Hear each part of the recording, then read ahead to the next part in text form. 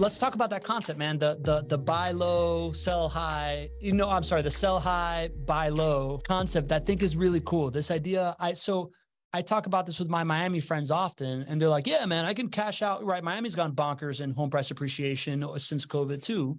Yep. And they're like, "I can cash out, but then like the thing that I'm gonna buy is I'm gonna take a haircut on that thing." And I'm just like, "Yeah, dummy, move to Jacksonville." So this idea that as a New Yorker, you have this ability to like sell at this totally recovered price of everybody flooding back into New York City, and then not pay the haircut on the thing that you replace it with by moving it down to Jacksonville, I think is genius. I think you're going to be able to do that in Croatia too. Right? I wasn't kidding about you being a national. I totally get it. Right. Like, but yeah. Well, if you want an invite to ever come over, then you better not be kidding. I'm working my way to my friend. But yeah, man, I thought that was a really profound point. And then you add, it's not even like Miami to Jacksonville because you're also adding state income tax into the equation, and all these different things, plus the mechanism of the 1031 exchange. You want to talk through that? Yeah. So that was for anybody considering the 1031. A is do your research on it because it's not a complicated thing. It was more intimidating when at first I thought this was going to be easy. Then I started reading about it and I was like, this is complex. And then once I did it, I realized it wasn't actually that difficult. You just have to follow the rules. And there's specific guidelines around mostly timing. And as you said, I sold mine in the spring of 21. And so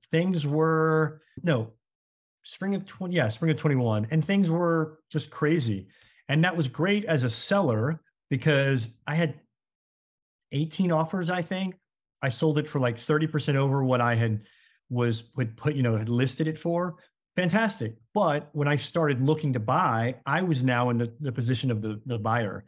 And I was going to have to pay over and above. And I was competing against these buyers that, mostly they were looking for it for their primary residence. So for them to pay over ask they knew they were going to be there for 10 or 15 years. And it was a different scenario for them. And so I was really worried about that. And I looked at a number of places in New Jersey and New York and just could not find anything that fit. And that's when I remembered JWB. And I went back and I started looking into it and then got connected.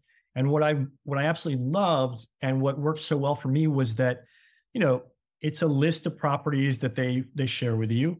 And I basically went through them, decided what worked for me and said, I want that one, I want that one, I want that one. And then they crossed it off and nobody else could buy it at that point. So I didn't get into a bidding war. The pricing was very fair. It was basically priced to the appraisal. I mean, I asked them how they set pricing and, I studied all that and it just all felt very fair and honest. And so was I getting a steal on the house? No, but I also knew I wasn't getting taken advantage of. And I love that. I feel like the ethos is that everybody should be making money and doing well because we want everybody to succeed. And I really felt that when I spoke with them, when I worked with them. And so that was a big deal for me. And with the 1031, especially at that period, it just worked. It worked beautifully because I didn't have to worry about the timing.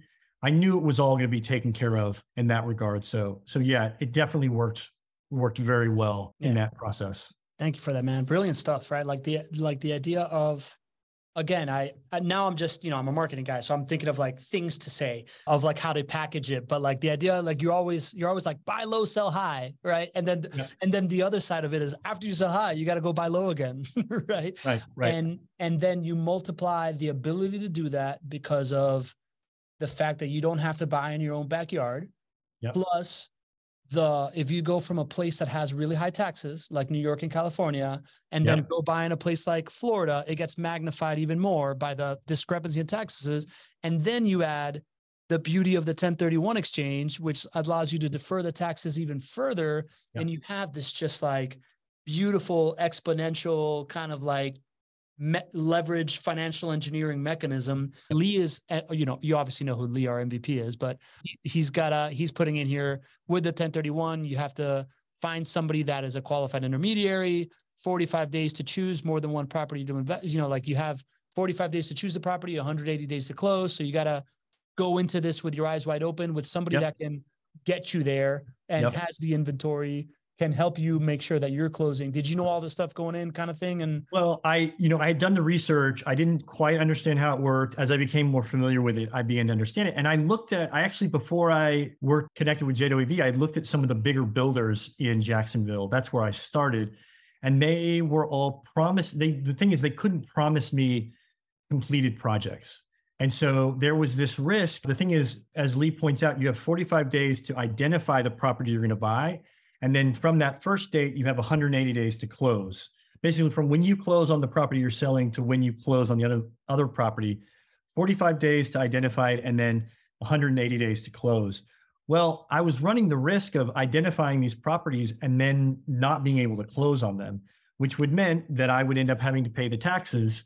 And so I just didn't want to be in that situation. And with JWB, they don't sell any of their properties, or at least you should double check all this. I think I've heard Greg talk about this past, but when I was working with them, they didn't sell any properties that had not been fully completed. There was a C of O, they had the ability to put a tenant in it. So I wasn't running the risk of that time expiring. And so that was really, really important to me, because it would have cost me considerable if I'd gotten to a situation where that wasn't the case. So yeah, that was a big deal. Even when you buy on the open market, you run the risk of something coming up. And I just felt like with JWB, they've done this enough. The process is smooth. All the other investors I talked to with before I bought with JWB that had worked with them previously said, yeah, everything was smooth.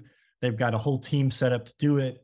And so it gave me the confidence that I could start in that process in a timely manner. Yeah, super smart, man. I feel like it's my job right now to say, if you're listening to this and that is something that you need help with, right? Like, you don't have to have it all dialed in already. If you go to chatwithjwb.com, you can get on the phone with somebody from JWB.